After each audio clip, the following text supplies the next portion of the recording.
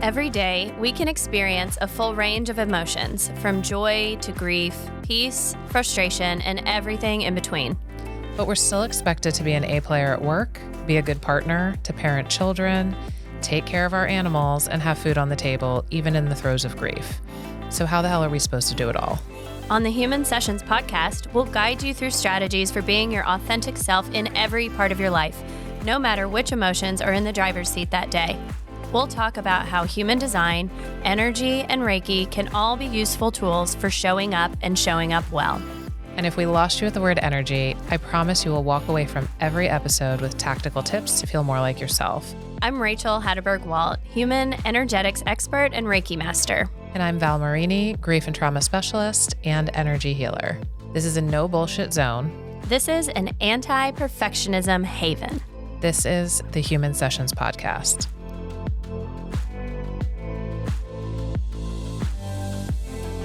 Hey everyone, I'm Rachel Hatterberg-Walt. And I'm Val Marini.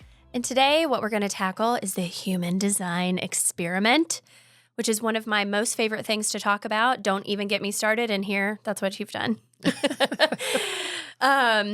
It is not a personality test, okay? It is a blueprint of how your energy wants to authentically move, okay? So this was created by a white dude from Canada who had a spiritual experience in Ibiza.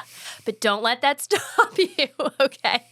Don't let that stop you, because he sat after that for 8 days and wrote all of this out. And what it turns out to be is a synergy of the Chinese I Ching, the Kabbalah Tree of Life, astrology, and the Hindi chakra system mixed with a little genetic code, okay? There is no humanly possible way that this man, even if he studied a lifetime for each topic, could have known the intricacies of these systems to be able to put them together in such a way that is so detailed and so specific and so spot on to resonate with people.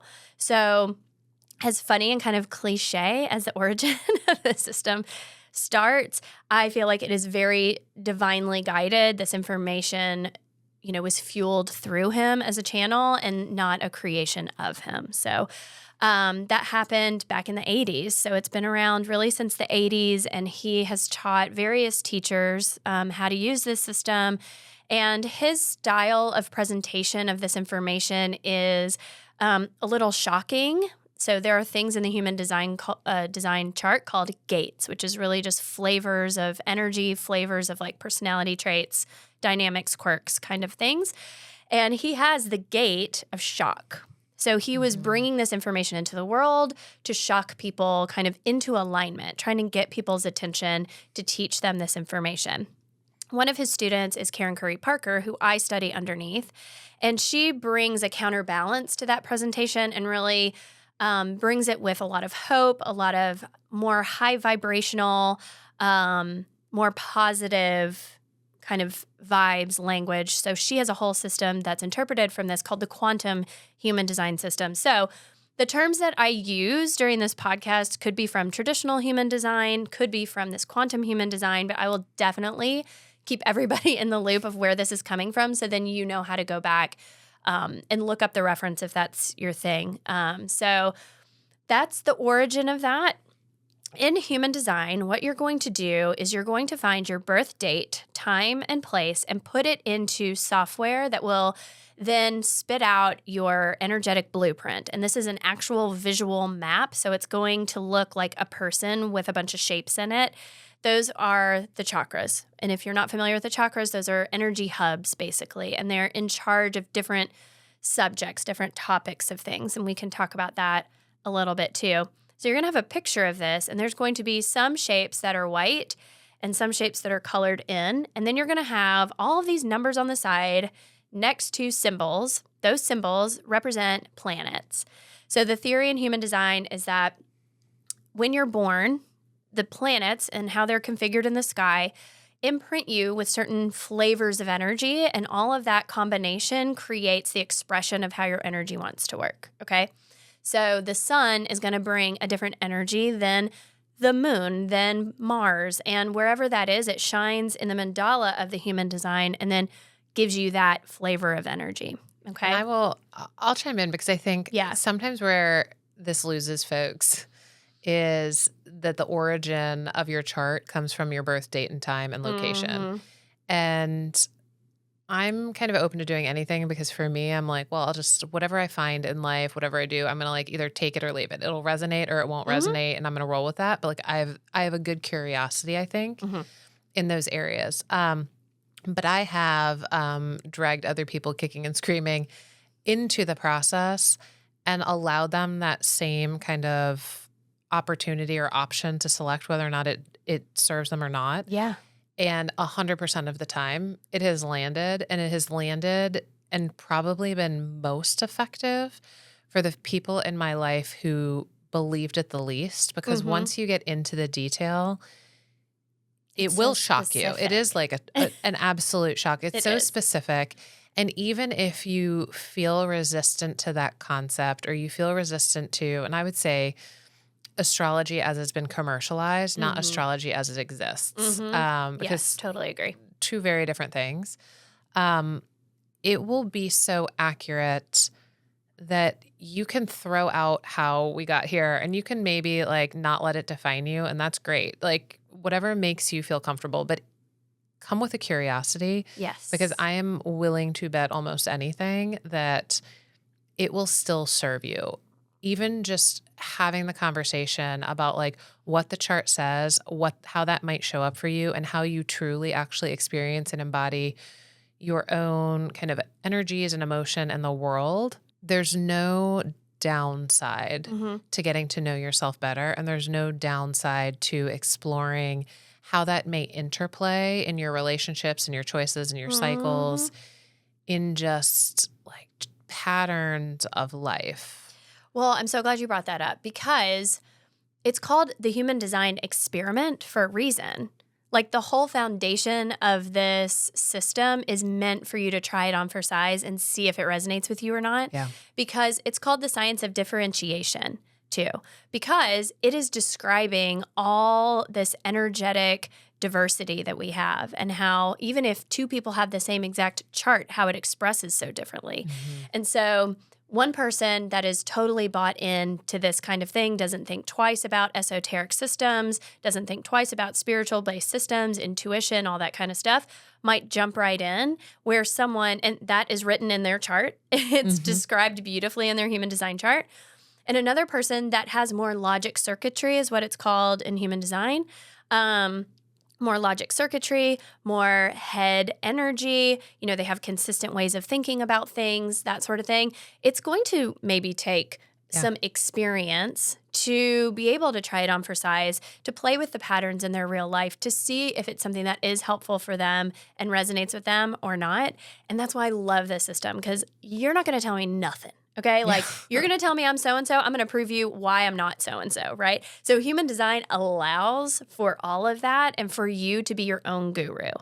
And I think it's very reflectant and supportive of the times that we're living in too, where people need to have autonomy and independence themselves and then realize that so they can show up better in the world. Yeah. And the human design experiment is an exact reflection of that.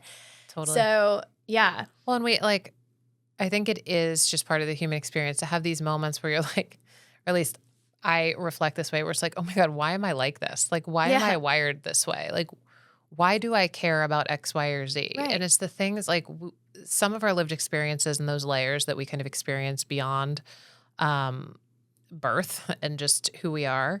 Some of those things we can like know very well and see cause and effect, and it's very, very plain and clear. And then there's the foundational underlying things of like, two people can experience the same trauma and experience it completely differently. Depending on the meanings that they're talking about, too. The meanings, siblings growing up in the same environment, twins, like all of it. When you think about it, you're like, oh, that's interesting. Maybe there is like a root for each person. Maybe there is a reason why. Right. And that's what this explores. It does. And I immediately, so I was on a healing journey in general, but not totally committed to it. I was doing some mindfulness stuff and working on myself to a certain degree. But then when I found human design, I had a lot of programming, religious programming around astrology. And so I resonated so deeply with my chart.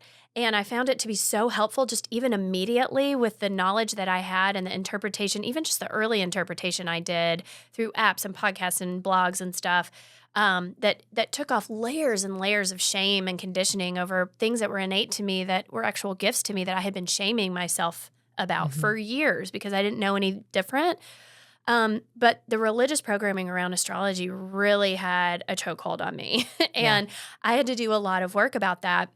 And so if anyone out there is feeling the same way, I totally get it. I understand that's a really strong message that we get.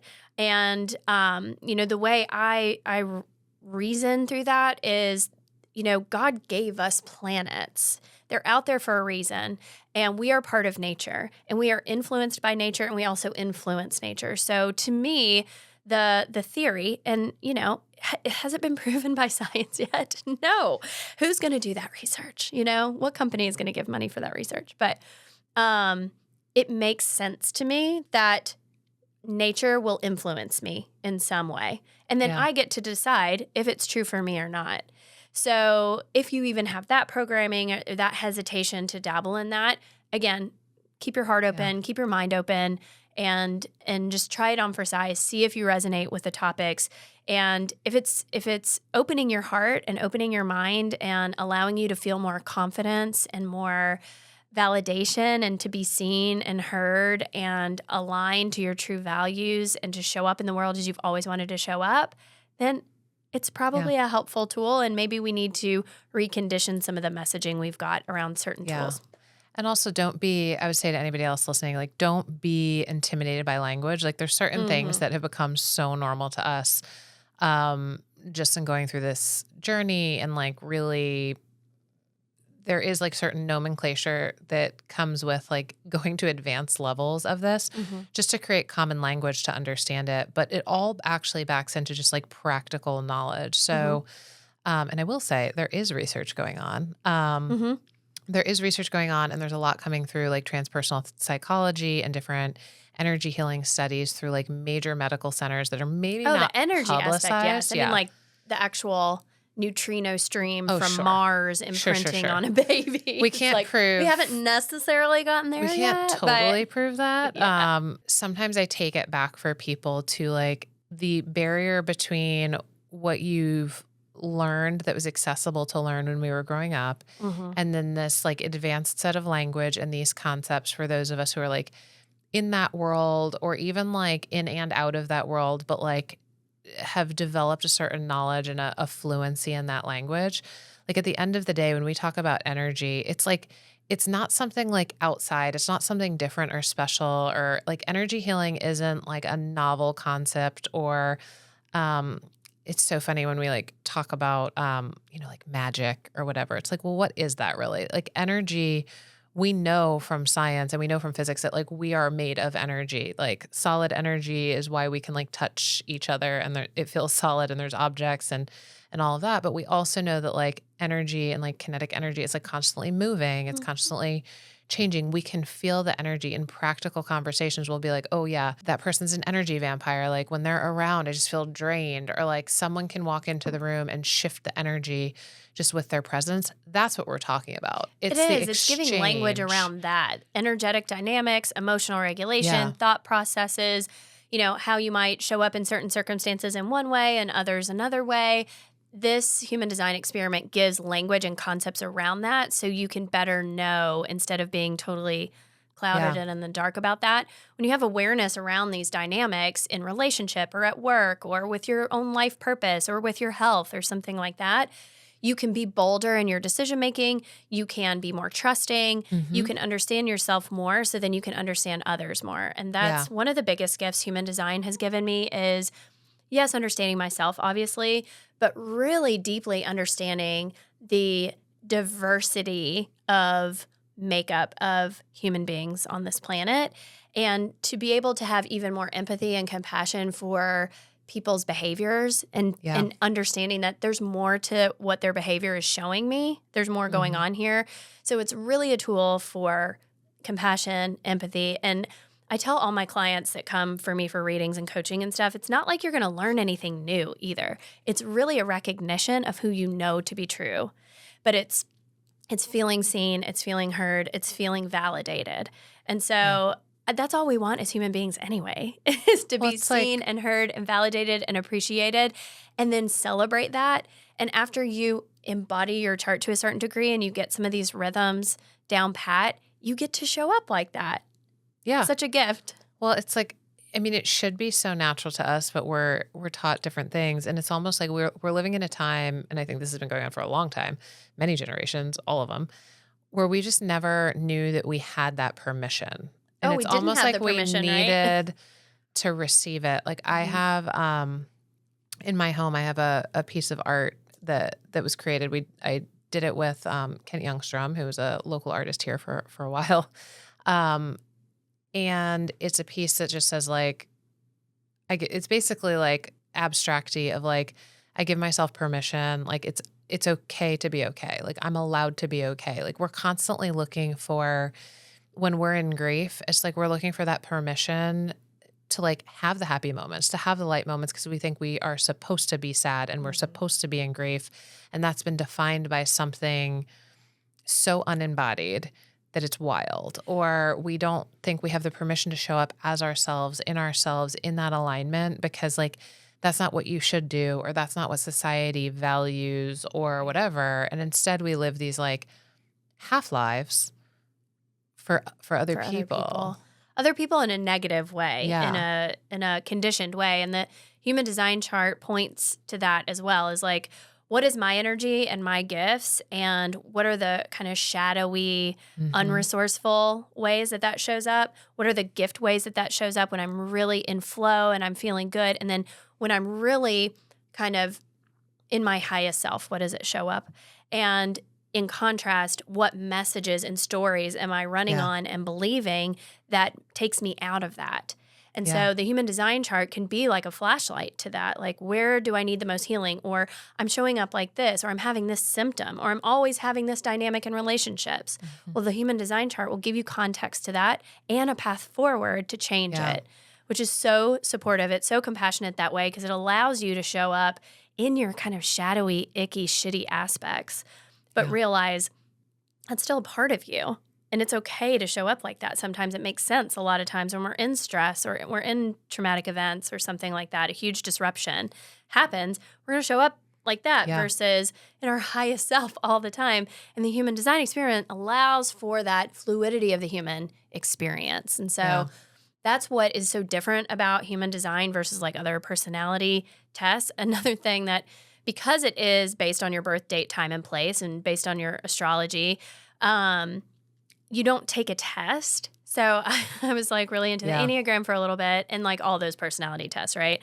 That every job you go to, they're going to have you take a personality Oh, I'm test. a consultant for like Workplace Big Five, Yeah. Workplace 360, Spark, Strengths Finders, Strength all finders, of them. all of them. And they do overlap to a certain degree, and they can be super supportive and helpful for sure.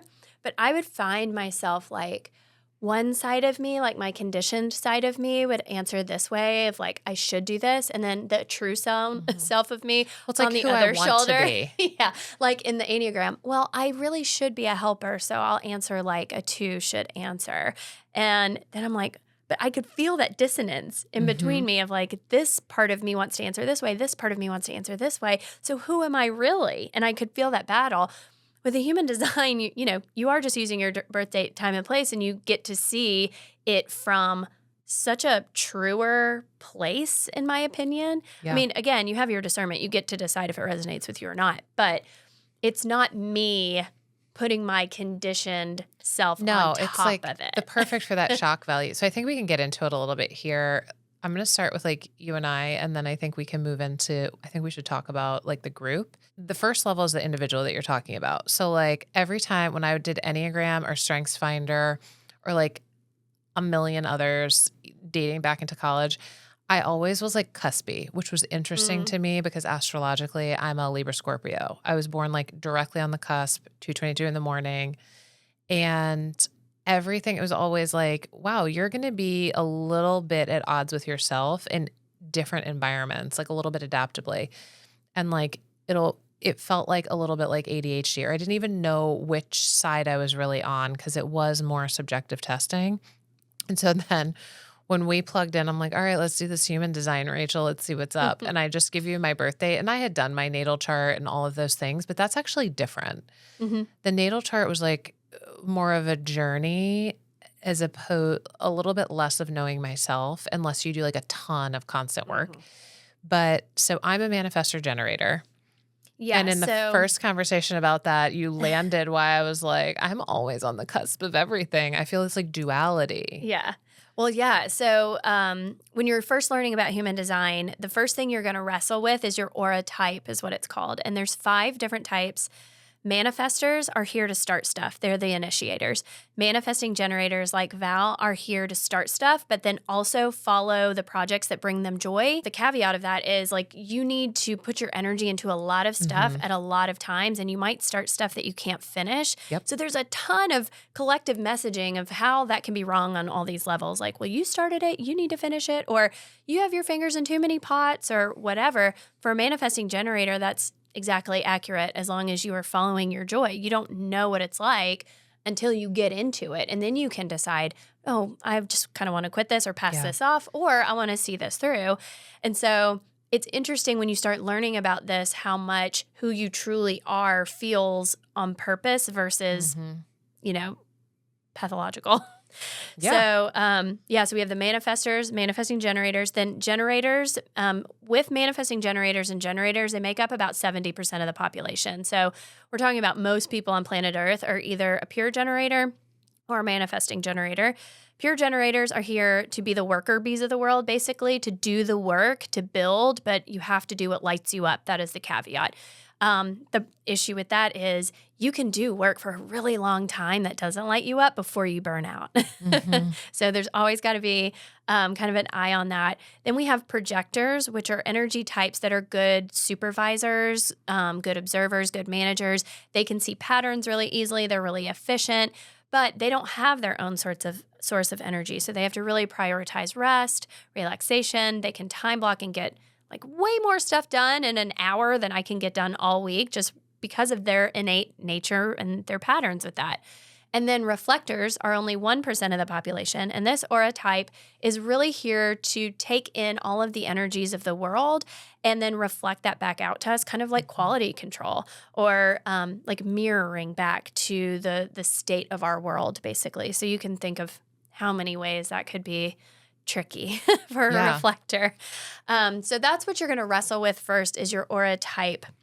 Gurus say, if you know your aura type, your strategy, which we'll get into in a sec, and your authority, then you can really start the ball rolling on changing your life, of getting in alignment, and the rest of the details of the chart truly don't matter, because if you follow your aura type strategy and authority, you will get to all of those gifts anyways. You will get to those places anyways. So we'll probably spend, on the podcast a lot of time in those big 3, plus the profile, because I'm partial to the profile, and then talking about the chakras definition or not. But that's kind of where we're going to stay in this arena. And that's where I encourage you to start too. But really, any entry into the chart is so interesting. It's just so interesting. And if you are one who loves to follow their curiosity, who loves to experience things before someone's going to tell them what to do, play around with it. Read blogs, listen to podcasts, do your chart. It's free on my website. We can link it in the show notes.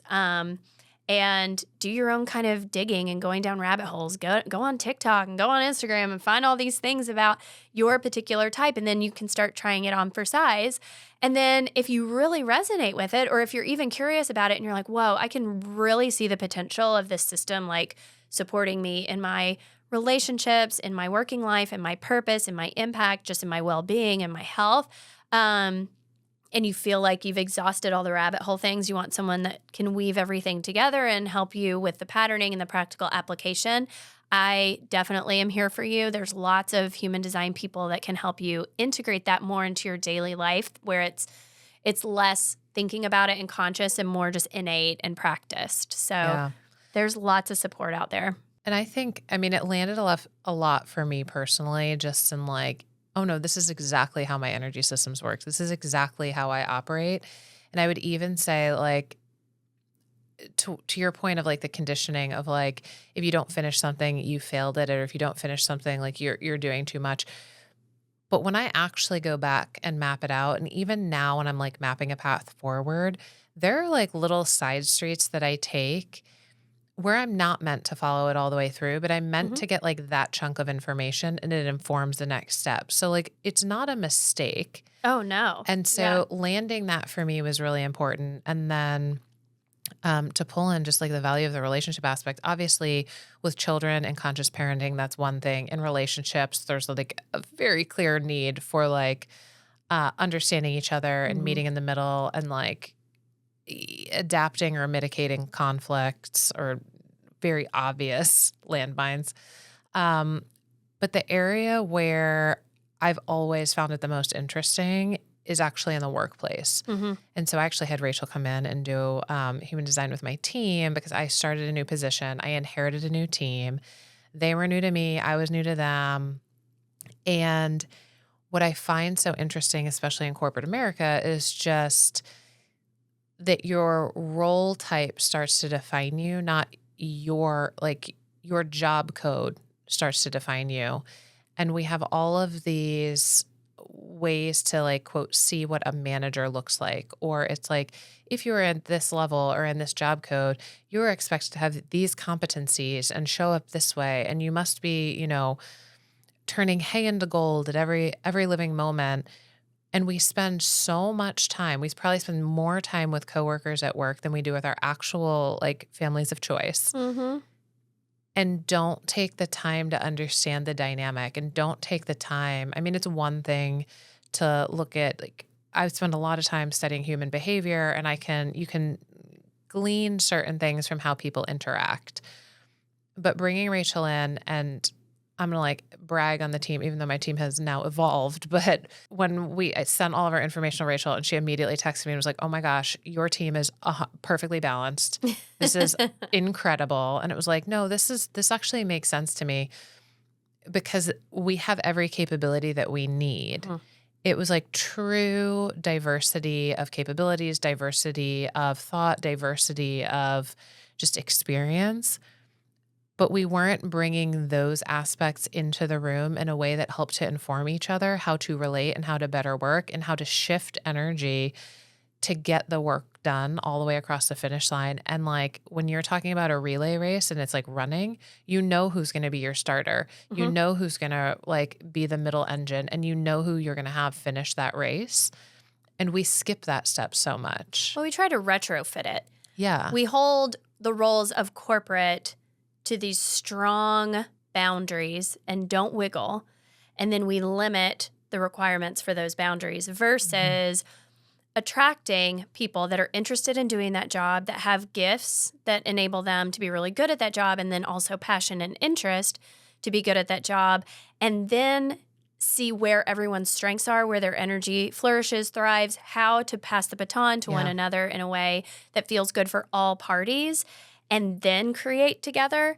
We retrofit that. And Yeah. then it's, trying to squeeze a square peg in a round hole. And then we wonder why there's so much friction in the workplace and why corporate has to like force cultural stuff on us. Yeah. If we could just own our stuff, know our gifts, know our strengths, know our weaknesses, and where we have some stumbling blocks, know some of the context to our lived experience so we can show up as our whole selves with all of that, we'd have so much less friction. We'd have wonderful productivity. we wouldn't We need- would be so creative and abundant and profitable and all these things if someone can show up in the time that they can with the resources that they got. And we just don't do that because we're still in that collective conditioning. We see the pattern and we play into the pattern. And so human design can really disrupt the pattern, but also not just disrupt and blow it up for the hell of it. Yeah. It's disrupting it in a way that's like, ooh, okay, I'm going to clean out my pantry. I'm going to pull all this stuff out, create a mess, but then I'm going to see what can stay, what can go, and then organize it better so we can have better function and flow and happiness and joy and productivity. And I think human design is a wonderful tool for that exact thing. Well, it's like the true organic answer to the counter direction of where we've gone with like talking about how we quote create culture and diversity, inclusion, and belonging. And I'm going to focus like on the inclusion and belonging aspect. And then like we create these programs, we talk about work-life balance, and like it feels like this thing to the side where it's like something we have to do, like another overlay on top of like the systems that are in place. And it's like, no, it's a dismantling of what we knew. Like we don't have to. And it sounds like I'm going on one side of my belief system, but I'm not. Like if we nailed just knowing each other and how to work better with each other, how to be more human to each other, how to understand what gives you energy and what doesn't, and just self and collectively manage like that. If we nail that inclusion where it's like, oh no, I see what you need and I'm going to honor what you need. And I'm And also your going needs to, are not any worse or better than No. my needs, than They're just- their needs, then. they're Yeah. different. And like, I actually love when somebody has like the opposite of me because it's like, okay, cool. I'm going to peter out of energy at this point and this is going to give you energy. Awesome. What a great team. But it's like if we nailed that stuff in just relationships and taught it earlier on and brought it into like the workplace, we don't need all the other programs. Like if you nail that inclusion and belonging, like you achieve diversity because that's truly what it is. We are all like, it is about collective diversity. No individual human is diverse. An individual human is just an individual human. And so we like really fluff that up a lot. But this tool, I think, like when leveraged correctly and when folks show up with that curiosity and that investment in the relationship and the investment in the exchange, it just like clears the path. And it allows for everyone's humanity to show up, and we're not just this one-dimensional being at this one place serving a higher, capitalistic God. It's how are we co-creating together? And I think if more corporations or even small businesses would have that as their intention, like how can we co-create together? What are your strengths? What are mine? How can we, dip into other people that don't know, that bring another beautiful perspective to this? If we can shift that. You mean why we created this podcast? Yeah, exactly. Hopefully this will spur and ripple some of that out. Yeah, but the human design tool can really depersonalize some of the judgments that people have, break down some of the systematic and conditioning barriers that are out there in corporate, which is why we have to have diversity and belonging and inclusion because of racism and patriarchy and capitalism. Those have been our intentions in corporate America instead of true authenticity and equity. And so it's like those programs have their place at this point when we're not so integrated, when we're not showing up as ourselves, because we have to create structure around the intentions we have around that. But if we can use human design and other tools to decondition us from those things and allow our gifts to grow and shine and be bold and brave enough and safe enough in a collective environment to show up that way, then our world would be so much easier and better. And so that's why I am always talking about changing the world from the inside out, because human design informs the entire pathway from aligning yourself in the inside into how you show up in your circles, and then how you enact change for the collective and change the world from that place. And that's my intention and my mission with that is, we've spoken about it before, which is, great self-work and self-healing and self-care is great. But when you can inform collective care, that's the sweet sauce. I mean, that's where it can really feel like an overflowing of joy and love, and that will hit different, as the young people say. Yeah.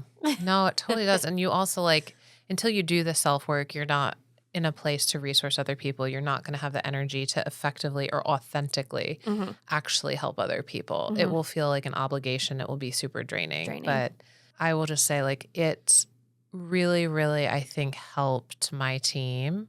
It helped me integrate into this new world that I'm trying to impact and lead. And it shows you value your team members too. I think if you're willing to do self-work and then you're willing to explore other people's gifts, they feel valued. And at the end of the day, we all want to feel seen and heard, but also valued, like we matter. Yeah. So that can really be helpful in that, but also in relationships and also in families and also in communities and organizations, not just corporate, but these structures, a lot of times are informed by limiting beliefs and collective stories. And if we can shift that even just a little bit, the impact is great. Well, and also, and I will call this out because this was like very intentional on my part. I wouldn't say just because of the function of the work that I do, but I do a lot more like general athlete work in corporate America.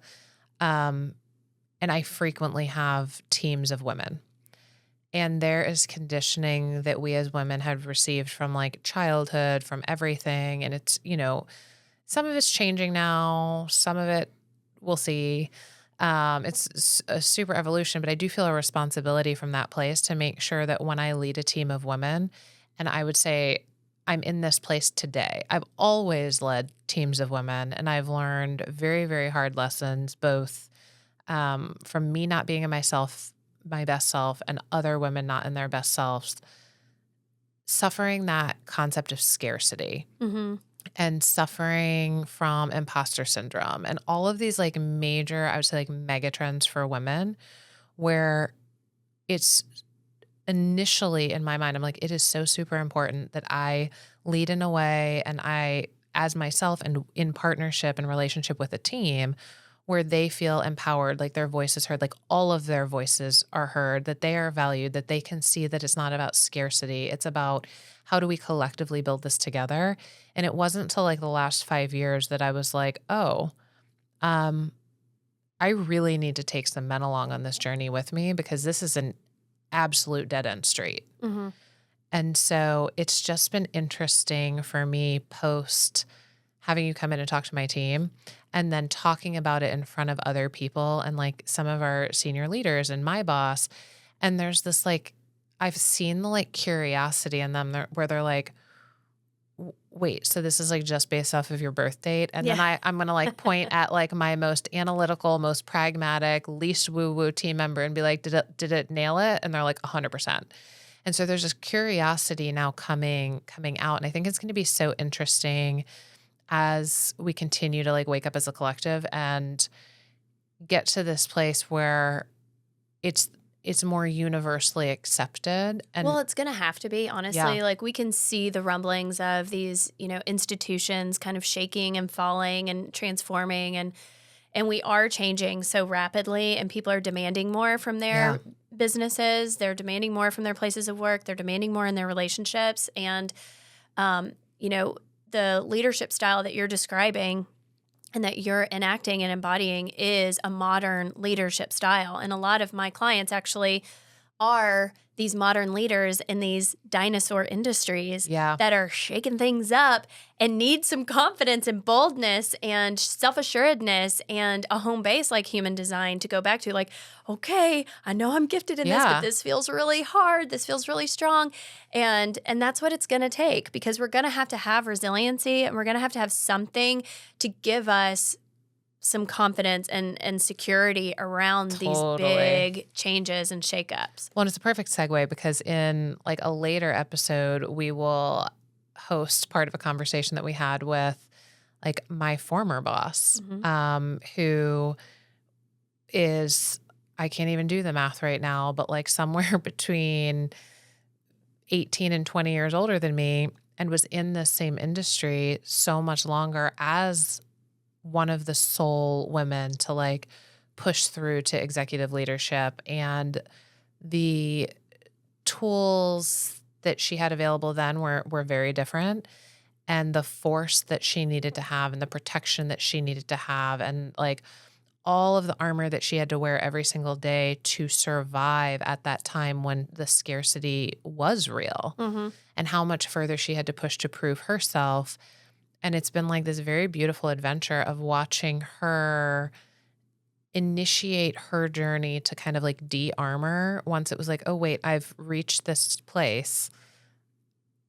Why am I carrying this armor? Why am I carrying this extra weight? How do I transform into a different level of leadership, but from this place of power? And how do I create impact? It's been a really beautiful, I cannot wait to talk a little bit more to Angie about this.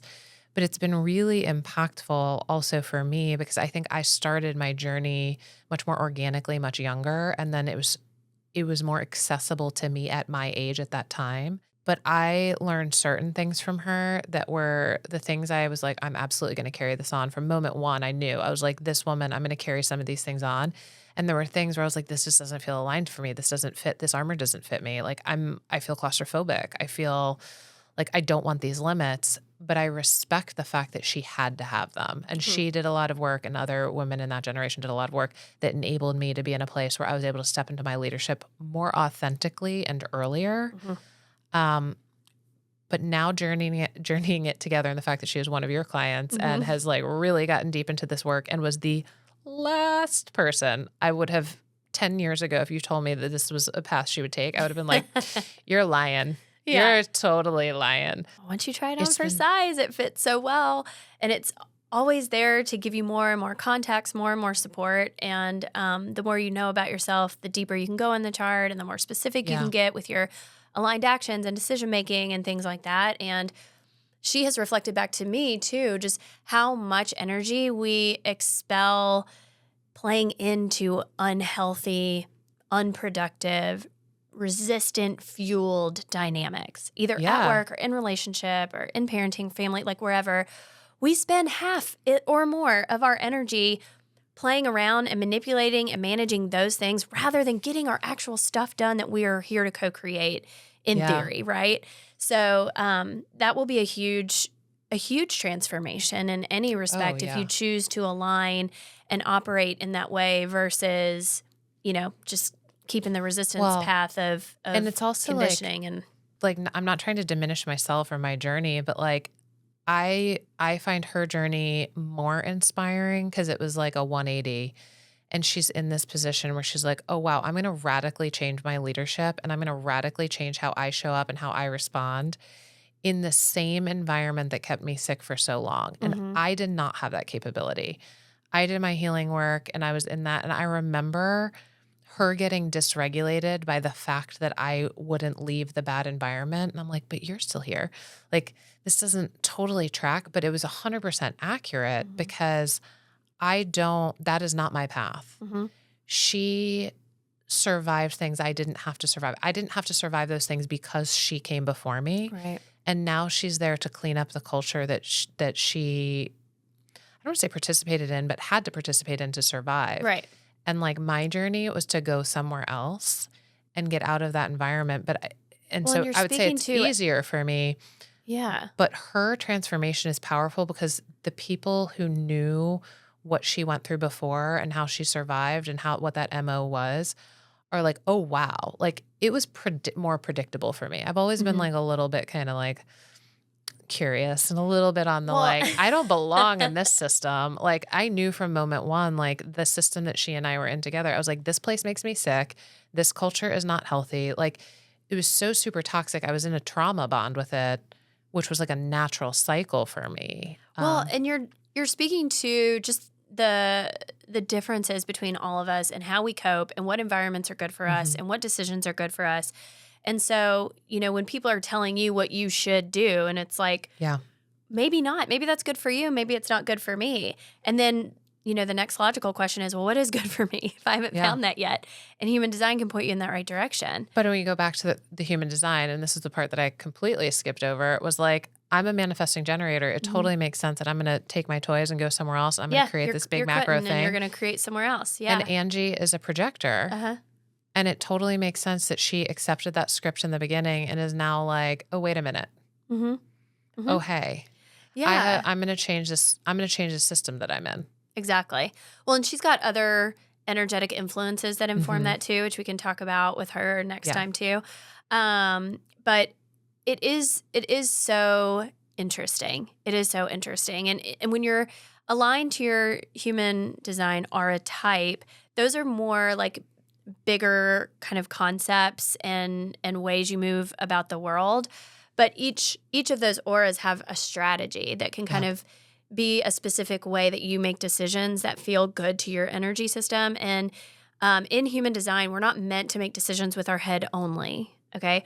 We're meant to deliberate, problem solve, reason through with our head, but the decision maker is embodied. And so that's why I think our partnership is so natural, because you use tools of embodiment with your clients, and so does human design, because each type that has an authority is how you make decisions, an authority and a strategy that bring the energy and the information down into the body to be able to interact with the world and to be able to make clarifying decisions that feel really good and solid. And sometimes the logic doesn't make sense with the actual answer, but you get the confidence that goes with that once you start proving yourself and seeing it to believe it for yourself. I would also say, and we'll get into this in later episodes, just kind of the Venn diagram of Rachel and I and how we came together and the human design and this experiment and the system and how that works with the overlay of like trauma and grief and lived experience. But it's so, I would say, interesting to me because especially if you are, and this is why this is such a valuable tool beyond just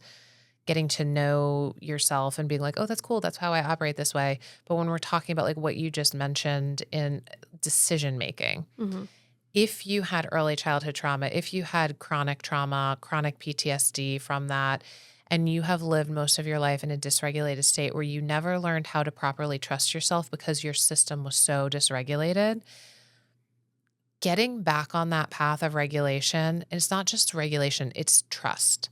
It's trust with yourself. It's trust with others. It's trust with how you interact with other people's energies.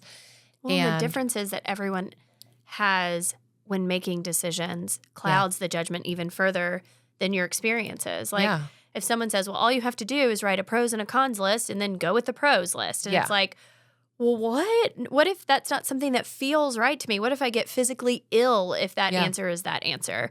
So using your authority, which is your decision maker, in the way that you're uniquely supposed to, quote unquote, or aligned to use it, and then proving yourself for that to be true feels so good, feels so empowering. And you're bolder with the decisions that you do make and the moves and aligned action that you do take because you resonate with it in your full body. And it's not just something that somebody said you should do. Yeah, because you can't, like, no one else is living in your body. But I think we're doing your human design, whether you want to believe, whether you're curious or not. But if you are someone who, like, has experienced trauma and you're in some of these toxic cycles and you're not yet at a place where you know how to trust yourself, but you're working on like trying to decipher that, your human design chart and getting into that detail can help you also figure out how you best make decisions and help you down that path of learning how to trust your decision, because it's just another data point for like, that like never ending narrative of like, is this intuition or anxiety? Like, am I afraid because this is my intuition telling me this is unsafe and it's truly not safe and I'm hearing myself and this is the path I should take because I should trust it? Or am I getting trauma triggered and I feel unsafe because of some past conditioning or some past experience? And like my work is actually to lean into that anxiety in that moment and take this path that feels uncomfortable. And that's where like the Venn diagram really overlaps of like doing your trauma work, which is embodied in its own way, and then learning your human design and learning how to embody that simultaneously. And they kind of like, those things kind of like congeal at some point. Do. Yeah. Yeah. They exponentially help each other out when you're doing both. Yeah. The somatic work to heal the lived experience, and then the awareness and embodiment work with the human design. When they come together, it's magic. Yeah. It is. That gets us started. That gives you a little taste of human design and the potential of how it might really serve you and support you in your life in all of these different domains. But there's so many other juicy nuggets and parts that we will continue to unfold with you. We talked a little bit about the aura type today, but in some other podcast episodes, please stay tuned because we're going to get into your decision maker, which is your authority, with your strategy that goes along with each aura type and how that plays out with your profile numbers and how the role that you came here to play on this earth with these people can help reduce tons of friction in your life in all these different domains too. So please hang out with us some more. We love having you here. We are honored and grateful to be able to have this opportunity to commune and co-create with you and together. And so we're just really grateful for you. Please subscribe. Please rate and review all the things. Please follow us on social media and on our website, and all those fun links will be in the show note to make it really easy for you. But we're really grateful for you, and we hope to have you on the next episode. Thank you so much for listening to Human Sessions. If you loved this episode, please make sure to subscribe on Apple Podcasts, Spotify, or YouTube, and leave us a review on Apple Podcasts so more people can join our Human Sessions. We'll see you in the next episode.